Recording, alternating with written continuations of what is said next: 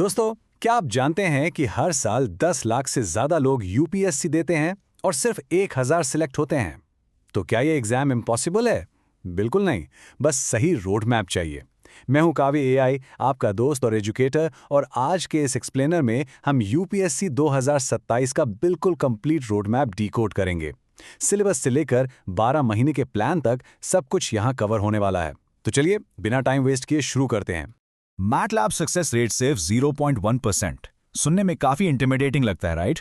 पर बिल्कुल टेंशन मत लीजिए। फर्क सिर्फ एक चीज का होता है, और वो है एक सॉलिड फेल प्रूफ स्ट्रैटेजी। आज हम एग्जैक्टली वही रोड मैप डिस्कस करेंगे जो आपको इस 0.1% वाले एलीट ब्रैकेट में लाने के लिए जरूरी है। इस पूरे सफर को आसान और अचीवेबल बनाने के लिए आज के इस एक्सप्लेनर को हमने 3 सिंपल हिस्सों में डिवाइड किया है। पहला, 3 चरण, 1 लक्ष्य। दूसरा, कंप्लीट सिलेबस का ब्रेकडाउन। और तीसरा, आपका एक्शनेबल 12 महीने का रोड मैप। तो सीधे आते हैं हमारे पहले सेक्शन पर। 3 चरण, 1 लक्ष्य। देखिए, बिना एग्जाम का प्रॉपर स्ट्रक्चर जाने तैयारी बिल्कुल अधूरी है। इस एग्जामिनेशन की 3 क्लियर और डिस्टिंक्ट स्टेजेस हैं। पहला चरण है प्रीलिम्स, जो मई से जून 2027 के बीच आएगा।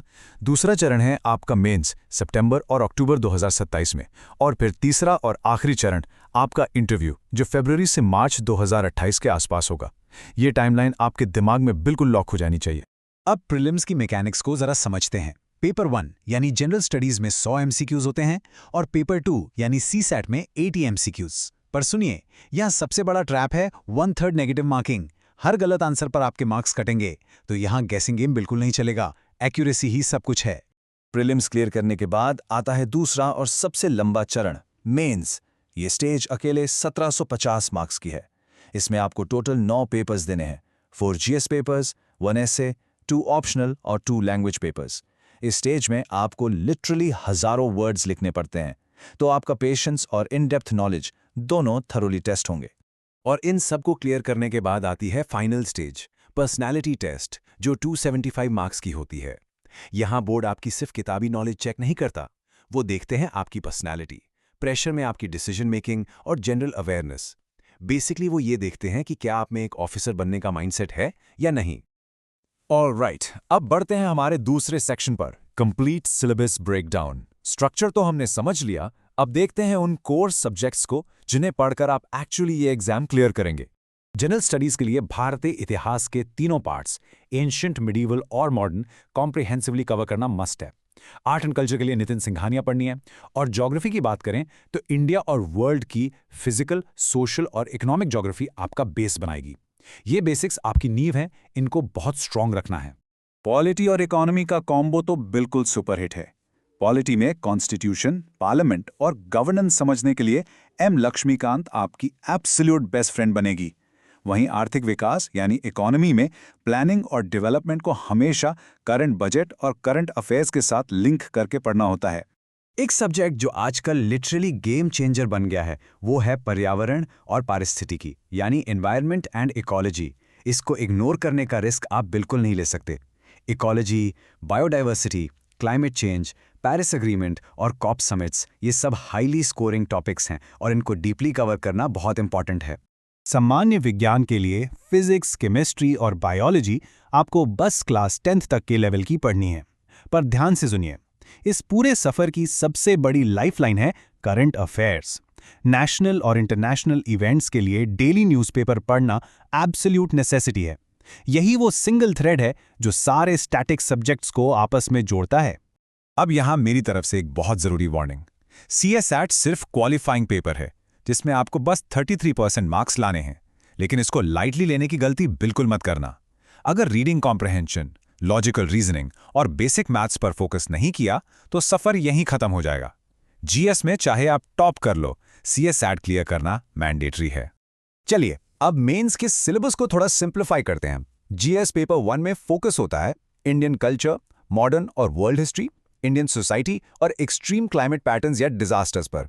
वही जीएस पेपर 2 पूरी तरह पॉलिटी, गवर्नेंस, सोशल जस्टिस और इंटरनेशनल रिलेशंस पर बेस्ड है। यहाँ कॉन्स्टिट्यूशन के आर्टिकल्स और गवर्नमेंट स्कीम्स आपको मैक्सिमम पॉइंट्स दिलाएंगे। और वापस याद दिलाऊं, एनवायरनमेंट पर मैंने इतना जोर क्यों दिया था, क्योंकि जीएस पेपर 3 में इकोनॉमी, एग्रीकल्चर और साइंस एंड टेक के साथ एनवायरनमेंट का बहुत सॉलिड वेटेज है। पोल्यूशन, कंजर्वेशन और रिन्यूएबल एनर्जी जैसे टॉपिक्स से हर साल 2 से 3 हैवीवेट क्वेश्चंस सीधे मेंस में पूछे जाते हैं। सिलेबस का आखिरी हिस्सा है जीएस पेपर 4 और एसए। जीएस 4 है एथिक्स और इंटेग्रिटी के बारे में, जहां थिंकर्स और decision making case studies check होती हैं। साथ ही एसए पेपर 250 मार्क्स का होता है, जिसमें 2 एसेज लिखने होते हैं। इसके लिए डेली राइटिंग प्रैक्टिस आज ही से शुरू कर दीजिए, क्योंकि एब्स्ट्रैक्ट थॉट्स को क्लियरली लिखना बिना प्रैक्टिस के कभी नहीं आएगा। तो चलिए अब बढ़ते हैं हमारे तीसरे और सबसे एक्शनेबल सेक्शन की तरफ, 12 महीने का रोड मैप। ये प्लान आपको बताएगा कि अभी से लेकर एग्जाम तक का हर महीना आपको एग्जैक्टली कैसे प्लान करना है। पहले 2 महीने आपका फाउंडेशन फेज है। सिर्फ 6 से 12th की एनसीईआरटीज पढ़िए, न्यूज़पेपर शुरू कीजिए और सिलेबस को प्रिंट करके वॉल पर लगा लीजिए। महीना 3 से 5 आपका कोर डीप डाइव फेज है, जहां आप स्टैंडर्ड बुक्स पढ़ेंगे और नोट्स बनाएंगे। और फिर महीना 6 और 7 एक्सक्लूसिवली रिवीजन और मॉक टेस्ट के लिए होंगे। इस फेज में 2013 से 2024 तक के प्रीवियस ईयर क्वेश्चंस यानी PYQ सॉल्व करना आपके लिए असली गेम चेंजर होगा। 1. Final pre exam road map. अब डाइव करते हैं अपने 12 महीने के स्टडी प्लान के उस इंटेंस फाइनल स्ट्रेच में। ये वो टाइम है जहां गेम एक्चुअली चेंज होता है और आपकी सारी पिछली मेहनत टेस्ट होती है। जैसे ही हम प्रिपरेशन के 8वें महीने में जंप करते हैं ना, स्ट्रिक्ट टाइम मैनेजमेंट ही आपका सबसे बड़ा हथियार बन जाता है। ये आपका फाइनल स्प्रिंट है और ऑनेस्टली यहां एक भी दिन वेस्ट करना हम अफोर्ड नहीं कर सकते। इस फाइनल स्ट्रेच की टाइमलाइन को हम 3 क्लियर फेजेस में डिवाइड कर रहे हैं। पहला है मंथ्स 8 और 9, जो इंटेंसिव प्रीलिम्स प्रिपरेशन के लिए है। दूसरा है मंथ 10, जो स्ट्रिक्टली फाइनल रिवीजन के लिए रिजर्व रहेगा। और तीसरा फेज प्रीलिम्स के तुरंत बाद, जो कंप्लीटली मेंस पर फोकस करेगा। तो मंथ 8 और 9 यानी जनवरी और फरवरी 2027, ये आपका प्रीलिम्स इंटेंसिव फेज है और यहां इंटेंसिटी मैक्सिमम होनी चाहिए। डेली 2 मॉक टेस्ट सॉल्व करना शुरू कर दीजिए, अपने करंट अफेयर्स को थॉरली रिवाइज कीजिए और एक प्रो टिप, एनवायरमेंट और साइंस पर एक्स्ट्रा फोकस दो। ये वो हाई यील्ड सब्जेक्ट्स हैं जो कट ऑफ क्लियर करने में लिटरली गेम चेंजर साबित होते हैं। फिर आता है मंथ 10 यानी मार्च और अप्रैल 2027। ये फाइनल प्रेप का टाइम है और यहाँ का एक स्ट्रिक्ट रूल है, सिर्फ और सिर्फ रिविजन। कोई नया टॉपिक बिल्कुल नहीं पढ़ना है। अपना पूरा focus union budget, economic survey और पिछले 3 साल के करंट अफेयर्स को कंसोलिडेट करने में लगाइए। जो पढ़ लिया है ना, बस उसे ही आयरन क्लैड बनाइए। जैसे ही प्रीलिम्स खत्म हो, जुलाई से सितंबर तक अपने गियर्स कंप्लीटली शिफ्ट कर लीजिए। अब एक्चुअल मेंस का फोकस शुरू होता है। यहां डेली आंसर राइटिंग बिल्कुल नॉन नेगोशिएबल है। अपने ऑप्शनल सब्जेक्ट पर इंटेंसिव काम कीजिए, एस्से प्रैक्टिस रेगुलरली कीजिए और GS4 की केस स्टडीज को मास्टर कीजिए। यही वो फेज है जो एक्चुअल में आपकी रैंक डिसाइड करेगा। Section 2, unlocking topper strategy. अब आते हैं इस एक्सप्लेनर के सबसे इंटरेस्टिंग पार्ट पर। ये वो सीक्रेट्स हैं जो मोस्ट एस्पिरेंट्स मिस कर देते हैं और यही चीजें टॉप रैंकर्स को बाकियों से अलग बनाती हैं। देखिए, सक्सेस सिर्फ ब्लाइंडली किताबें पढ़ने या बस हार्डवर्क करने से नहीं मिलती। It's about smart strategy and structured execution. अगर आपकी मेहनत सही डायरेक्शन में नहीं है तो एक्सपेक्टेड रिजल्ट मिलना बहुत मुश्किल है। एक हाईली इफेक्टिव डेली रूटीन कैसा दिखता है? टॉप रैंकर्स एक heavily structured time table follow करते हैं। मैं कहूंगा इसका जल्दी से स्क्रीनशॉट ले लीजिए। सुबह 6 से 8 बजे न्यूज़पेपर और उसके नोट्स, 8 से 12 बजे तक अपने मेन सब्जेक्ट की डीप स्टडी, दोपहर 2 से 5 सेकेंड सब्जेक्ट या सॉलिड रिवीजन, शाम 6 से 8 मॉक टेस्ट या प्रीवियस ईयर क्वेश्चंस की प्रैक्टिस, और रात को सोने से पहले अगले दिन का प्लान जरूर बनाओ। Consistency is the key here. अब आते हैं नोट मेकिंग पर। नोट्स लंबे और बोरिंग बिल्कुल नहीं होने चाहिए। इन्हें शॉर्ट और क्रिस्प रखो। गोल्डन रूल याद रखना, एक टॉपिक एक पेज। माइंड मैप्स का यूज करो ताकि एग्जाम से पहले रिवाइज करना आसान हो। डेली न्यूज़पेपर रीडिंग को अपने स्टैटिक सब्जेक्ट्स के साथ कनेक्ट करो और सबसे इंपॉर्टेंट, रेगुलरली रिवाइज करो। एक्चुअल में स्मार्ट स्टडी क्या है? आपको अपने डेली करंट अफेयर्स जो आप सुबह न्यूज़पेपर से पढ़ते हैं, उन्हें डायरेक्टली अपने स्टैटिक सब्जेक्ट के माइंड मैप से कनेक्ट करना आना चाहिए। इस एक आदत से आपके आंसर्स में वो डेप्थ और ब्रिलियंस आएगी जो एग्जामिनर एक्चुअली ढूंढ रहा होता है। Let's compare winning habits with common pitfalls. Topper habits में आती है कंसिस्टेंसी, रेगुलर PYQ एनालिसिस और अपनी हेल्थ और नींद को प्रायोरिटाइज करना। वहीं दूसरी तरफ वो कॉमन मिस्टेक्स जो आपको किसी भी हालत में अवॉइड करनी है, बहुत ज़्यादा बुक्स जमा कर लेना, रिविजन स्किप करना, आंसर राइटिंग को एग्जाम से ठीक पहले तक पुश करना, और हाँ, सोशल मीडिया पर डिस्ट्रैक्ट होना। Remember, consistency beats intensity any day. Section 3 standard books for success. अब आता है हर एस्पिरेंट का सबसे ज्यादा पूछा जाने वाला सवाल, आखिर कौन सी बुक्स पढ़ूं?